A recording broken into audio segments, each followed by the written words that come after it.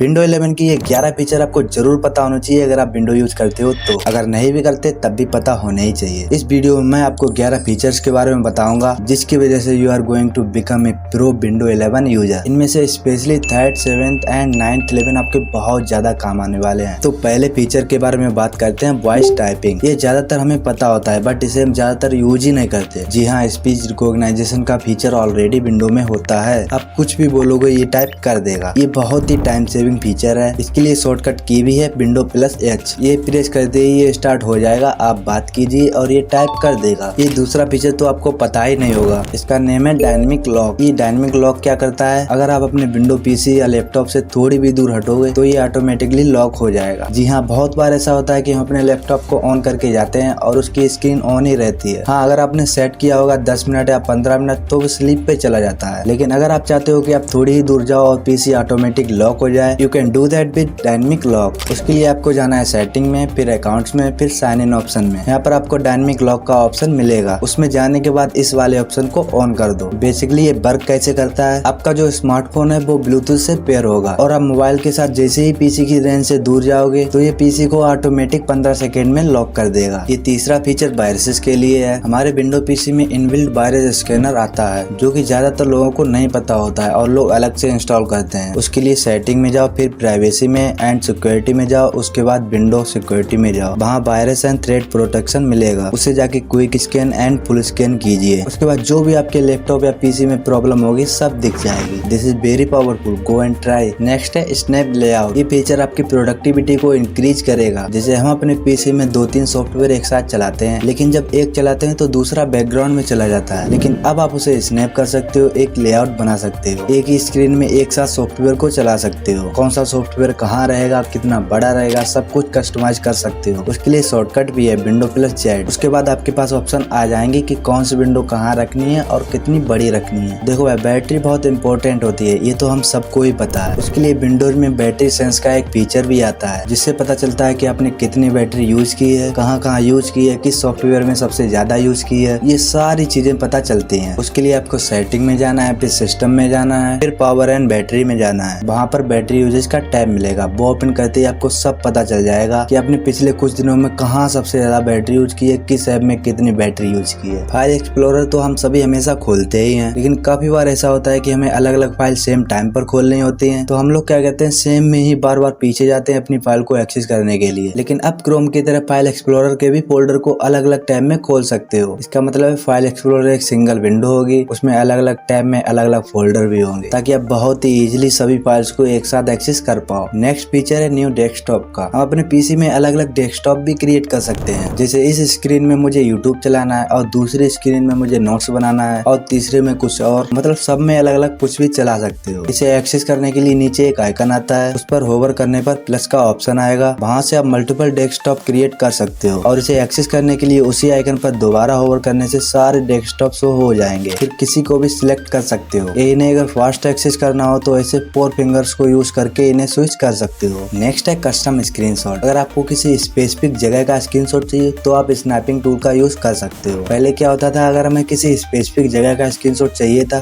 तो नहीं ले पाते थे, पूरी स्क्रीन का ही लेना पड़ता था। लेकिन अब किसी भी जगह का स्क्रीनशॉट ले पाओगे। इसके लिए प्रेस करना है Windows+Shift+S। ये प्रेस करते ही आप किसी भी स्पेसिफिक एरिया को सिलेक्ट करके उसका स्क्रीनशॉट ले पाओगे। अगर आप नॉर्मली स्क्रीनशॉट लोगे तो वो पूरी एरिया का स्क्रीनशॉट हो जाता है, लेकिन इसकी मदद से आप किसी भी स्पेसिफिक एरिया का स्क्रीनशॉट ले सकते हो। नेक्स्ट है स्टोरेज सेंस। मतलब अगर आपके पीसी या लैपटॉप का स्टोरेज ऑलमोस्ट फुल हो गया है तो ये ऑटोमेटिकली पुरानी अनवांटेड फाइल्स और टेम्परेरी फाइल्स को डिलीट कर देगा और ऐसा करने के लिए ये टिक होना जरूरी है। इसके लिए सेटिंग में जाओ, फिर स्टोरेज में और फिर स्टोरेज सेंस को ऑन कर देना। अब ये ऑटोमेटिकली आपकी टेम्परेरी फाइल को डिलीट कर देगा। पहले क्या होता था कि हम किसी थर्ड पार्टी ऐप को इंस्टॉल करते थे, फिर उसे स्कैन करते थे, फिर उसके बाद उसे डिलीट कर पाते थे। लेकिन अब ये ऑटोमेटिकली टेम्परेरी फाइल को क्लीन करेगा जिससे आपकी पीसी की स्टोरेज जल्दी फुल नहीं होगी। अब ये नई स्टार्ट मेनू आई है जिसमें सेटिंग का ऑप्शन हट चुका है, सिर्फ पावर ऑन ऑफ का ही बटन शो होता है। लेकिन अब आप इसे भी अपने अकॉर्डिंग कस्टमाइज कर पाओगे, मतलब आप अपने हिसाब से यहाँ पर कोई भी ऐप आइकन को ऐड कर पाओगे। उसके लिए आपको जाना है सेटिंग में, फिर पर्सनलाइजेशन में, फिर स्टार्ट में, फिर फोल्डर्स में। यहाँ पर आपको अलग अलग ऐप मिलेंगे कि आपको स्टार्ट मेनू में कौन कौन से ऐप आइकन को शो कराना है। किसी को भी सिलेक्ट करोगे तो ये यहाँ पर शो हो जाएगा। स्टार्ट मेनू का एक और फीचर है, स्टार्ट मेनू में आप किसी भी ऐप को पिन कर सकते हो जिससे जिससे उस एप्लीकेशन को एक्सेस करने में बहुत ही आसानी होगी। उसके लिए यहाँ से ऑल में जाना है, फिर ऐप के ऊपर राइट क्लिक करना and then pin to start. उसके बाद जहाँ आपको प्लेस करना है प्लेस कर पाओगे। और अगर आपको यहाँ से कोई भी ऐप को निकालना हो तो राइट क्लिक करके एंड पिन फ्रॉम स्टार्ट कर दीजिए। इससे आप स्टार्ट मेनू को अपने अकॉर्डिंग कस्टमाइज कर पाओगे। तो ये थे विंडो 11 के कुछ फीचर्स जिन्हें आप डेली लाइफ में यूज कर सकते हो और अपनी प्रोडक्टिविटी को भी इंक्रीज कर सकते हो। आई होप आपको ये वीडियो पसंद आई हो, कुछ सीखने को मिला हो। अगर पसंद आई हो तो लाइक कीजिए और कमेंट में बताइए कि आपको कौन कौन से फीचर्स के बारे में पहले से ही पता था, और साथ ही चैनल को सब्सक्राइब भी कर दीजिए।